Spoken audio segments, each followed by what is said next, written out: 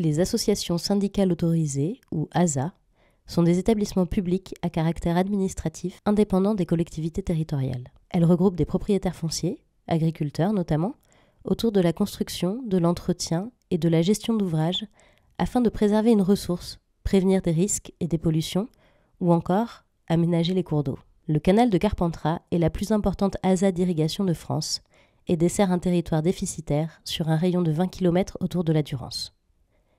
Différents choix stratégiques dans la gestion, la distribution et l'entretien des ouvrages hydrauliques de ce canal historique ont pleinement participé à réduire la consommation en eau au bénéfice de la rivière.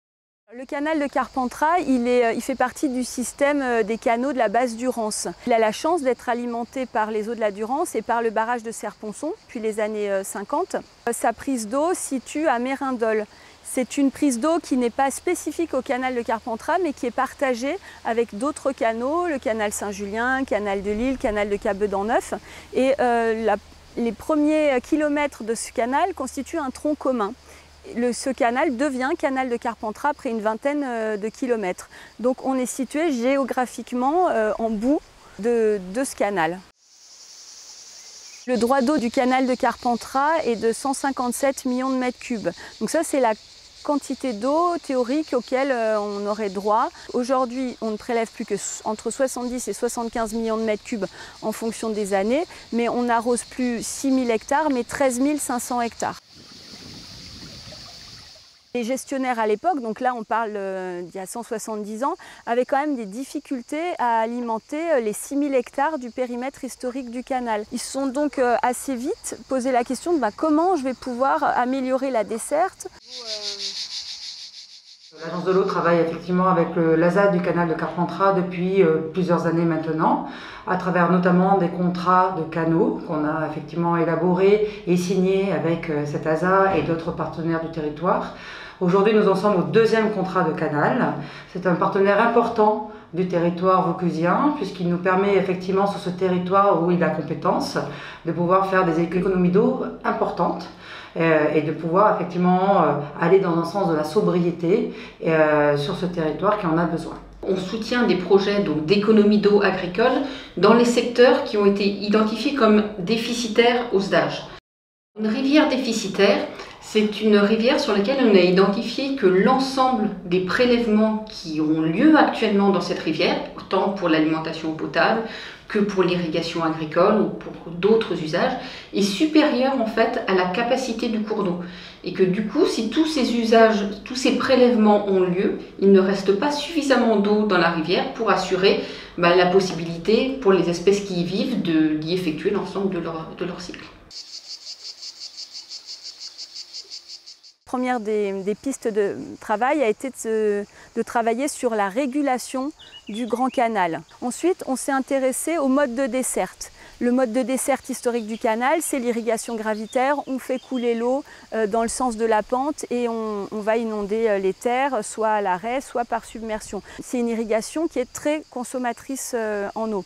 On a essayé de voir comment changer ce mode de desserte en supprimant là où on pouvait le faire, ça c'était dans le début des années 70, les filioles qui sont des mini-canaux par des canalisations enterrées, une pression qui se fait uniquement par gravité. Et l'eau, au lieu de couler en permanence dans la filiole, est enfermée dans le tuyau et ne va sortir que quand l'agriculteur va ouvrir sa vanne. Ce que je viens de vous décrire s'appelle l'irrigation basse pression. Sans avoir dépensé d'énergie électrique, c'est une mise sous pression via la gravité. Dans les années 80, la technologie des stations de pompage s'est vraiment développée, a pris son essor. Et comme tous les efforts qu'on avait faits précédemment avaient porté leurs fruits, les efforts de régulation, de modernisation, on s'est aperçu qu'on arrivait à desservir de façon confortable nos 6 000 hectares de départ et qu'on avait encore de l'eau disponible pour amener l'eau peut-être sur des terrains qui étaient en demande, qui étaient sans ressources en eau. Et on a commencé à poser des stations de pompage au bord du canal pour amener l'eau au-dessus topographiquement du canal, ce qui n'était pas du tout le cas du périmètre du canal d'origine. Et aujourd'hui, on a donc un périmètre qui a plus que doublé. On était à 6 000 hectares, on est passé à 13 500 hectares parce qu'on a développé le réseau sur des secteurs sans ressources. La modernisation de réseau, elle génère beaucoup d'économies, ça c'est vrai, des économies d'eau, c'est incontestable, mais en contrepartie, elle génère aussi beaucoup de consommation électrique qui n'existait pas avant. Mais c'est vrai que la crise énergétique qu'on vient de rencontrer a été un vrai électrochoc. On est passé d'une facture d'électricité autour des 500 000 € qui aurait pu atteindre les 2 millions d'euros l'année dernière. Mettre sous pression pour économiser plein d'eau, oui, mais le coût du mètre cube reste acceptable économiquement pour l'exploitant qui va vendre ses produits derrière. Le passage d'une irrigation gravitaire à une mode de desserte modernisée, sous pression, certes, ça va permettre de générer des économies importantes sur la ressource du Rance, en l'occurrence à la source, mais il faut aussi anticiper les conséquences sur le milieu local. Il y a tout un écosystème qui est lié à ces rejets d'eau, ces surplus d'eau du canal, avec souvent une faune et une flore qui sont associées. Et je pense que ça vaut le coup d'étudier les choses pour voir sur des secteurs peut-être à plus forte valeur environnementale, si on ne fait pas une bêtise en modernisant. C'est toujours difficile de donner des conseils, mais peut-être le premier, ce serait de travailler à la régulation de son ouvrage principal, de son grand canal, de son canal maître. Travailler avec des ingénieurs pour trouver des solutions pour optimiser la régulation de ce canal, mettre des vannes de régulation, des sondes de mesure qui permettent d'ajuster les quantités d'eau dont le canal a besoin et les quantités d'économies qu'on peut réaliser rien que sur cette régulation sont déjà très importantes sans avoir touché au mode de desserte. Si jamais on veut aller un peu plus loin, qu'on a déjà travaillé sur la régulation de son canal, la première des choses, avant de penser technique, de penser tuyau, c'est vraiment d'aller sur le terrain, de faire de la concertation, d'aller rencontrer les usagers, leur expliquer comment ça va fonctionner, les communes qui vont être concernées, les acteurs de l'environnement, des cours d'eau qui vivent autour, et vraiment de faire une présentation le plus en amont possible de ces projets et qu'on en discute ensemble et qu'on explique pourquoi on veut faire ça et les intérêts qui sont liés à ce projet.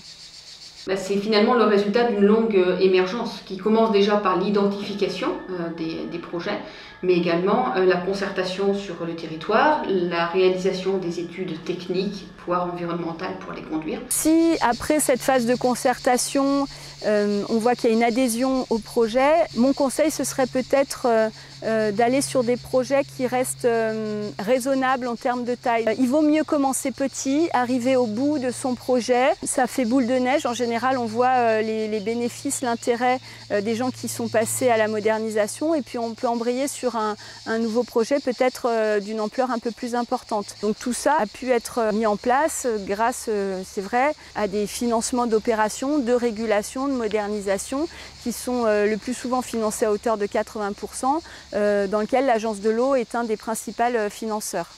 L'Agence de l'eau, elle accompagne les ASA, notamment sur tout ce qui est projet d'économie d'eau. On intervient en cofinancement avec d'autres partenaires, que peuvent être la région, les fonds européens et le département.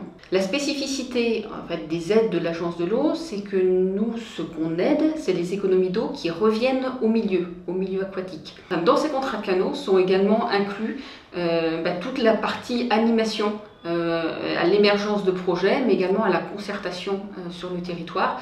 Dans le cadre du changement climatique qu'on vit tous et qu'on subit tous, des discussions sont en cours pour pouvoir élargir finalement ce soutien aux projets d'économie d'eau agricole à l'ensemble des périmètres, parce qu'on sent bien que ça va concerner de plus en plus de territoires. Prélever moins d'eau dans la Durance, c'est contribuer au dynamisme si spécifique d'une rivière en tresse. C'est ainsi assurer la propagation des sédiments fins constitutifs des plages naturelles de la rivière, où une drôle de silhouette se laisse observer. La petite massette, espèce rare et menacée, apprécie tout particulièrement ces rives de sable fin, nées du mouvement de l'eau et du transport des sédiments. Vous voyez, quand on s'y met ensemble, ça coule de source.